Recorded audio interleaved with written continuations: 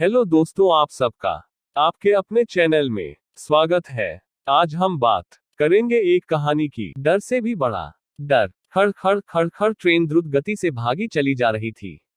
संध्या काल का समय था। तेज बारिश और बीच बीच में बिजली की चमक वातानुकूलित कोच की खिड़कियों से अपनी उपस्थिति दर्ज करा रही थी।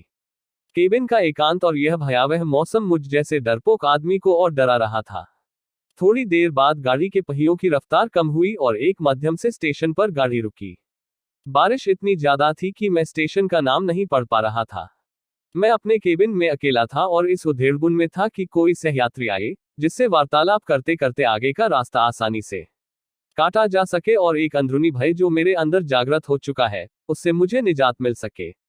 तभी किसी ने केबिन का दरवाजा खटखटाया और एक शांत सा दिखने वाला व्यक्ति केबिन में दाखिल हुआ। अपना सामान आदि व्यवस्थित करने के बाद वो मेरी तरफ देखकर मुस्कुराया और मेरी तरफ हाथ आगे बढ़कर उसने अपना परिचय दिया। मैं मिस्टर घोष, वो बोला, मैं कोलकाता जा रहा हूँ पुनर्जन्म से संबंधित एक कार्यशाला में भाग लेने के लिए। मैंने उससे बताया कि मैं कानपुर में व्याख्याता के पद पर हूँ और पटना जा रहा हूँ। उसने कुछ खाने का सामान निकाला और मुझसे भी खाने हेतु आग्रह किया, किंतु मैं बहुत ही सशंकित व्यक्तित्व का प्राणी ट्रेन में किसी अजनबी के द्वारा दिए गए खाने को लेना असंभव था मेरे लिए। मैंने बहुत विनम्रता से उसके आग्रह को ठुकराया। वो भी कम उस्ताद नहीं था, कसकर हंसा और बोला, संशय कर रहे हैं मेरे ऊपर? अभी तो कुछ नहीं, देखिए आगे क्या क्या होता है। उसके यह शब्द सुनकर मुझे सांप सूंघ गया, किंतु मैंने किसी तरह अपनी घबराहट को छिपाया। कोई स्टेशन आने पर वो उतरता और ट्रेन चलने के बाद किसी दूसरे कंपार्टमेंट से चढ़कर फिर आ जाता। पूछने पर बोलता कि बीच बीच में रेलवे की नौकरी भी कर लेता हूँ। थोड़ी देर बाद मैं और वह विभिन्न विषयों पर चर्चा करने लगे। उसने पुनर्जन्म से संबंधित बातें प्रारंभ की और पुनर्जन्म को अंधविश्वास बताया। थोड़ी देर बाद उसने मुझसे पूछा कि क्या आप भूत प्रेत पर विश्वास करते हैं। मैंने कहा बिल्कुल। वो जोर से हंसा और बोला, यह सब बकवास है। मुझे भूतों पर विश्वास था, किंतु वो भूतों के अस्तित्व को नकारता रहा। रात अपने यौवन पर पहुंच चुकी थी। चर्चा उपरांत मैं वातानुकूलित प्रथम श्रेणी के कक्ष में सोने का प्रयास कर रहा था। अचानक मुझे ऐसा अनुभव हुआ कि कोई मेरे गले पर गर्म अंगार रख रहा है।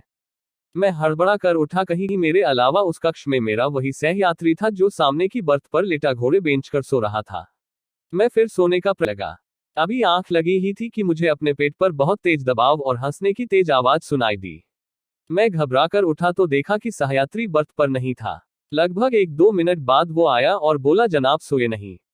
मैंने अपनी घबराहट रोकते हुए उससे कहा, अभी नींद नहीं आ रही, और मैंने अपने बैग से एक मैगजीन निकाली और पढ़ने का नाटक करने लगा।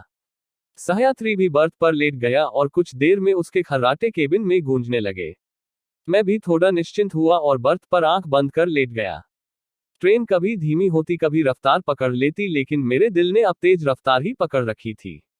भय और घबराहट के कारण लघुशंका की इच्छा अपने आप जीवित हो जाती है और मैंने टॉयलेट का दरवाजा खोला। वो सहयात्री मुझे अंदर दिखा और मैं चिल्लाते हुए अपनी बर्थ की तरफ भागा। देखा तो वो सहयात्री इत्मीनान से अपनी बर्थ पर सो रहा है। मैंने घबराहट में उसे जगाया। वो बोला, अरे क्या हुआ? इतना मासूम लग रहा था, वो जैसे कुछ जानता ही ना हो।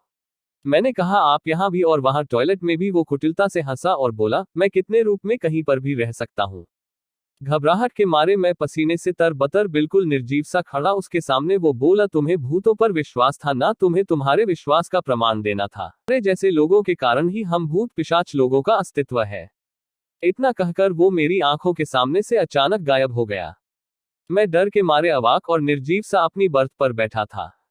तभी केबिन के अंदर टिकट निरीक्षक आया। उसका चेहरा देखकर मुझे बेहोशी छाने लगी, क्योंकि यह वही सहयात्री था मेरा, और वो टिकट चेक कर मुस्कुराता हुआ चला गया। आज की ये कहानी आपको कैसे लगी? अच्छी लगी है तो चैनल को सब्सक्राइब करना, वीडियो को लाइक और शेयर करना और कमेंट करके जरूर बताना।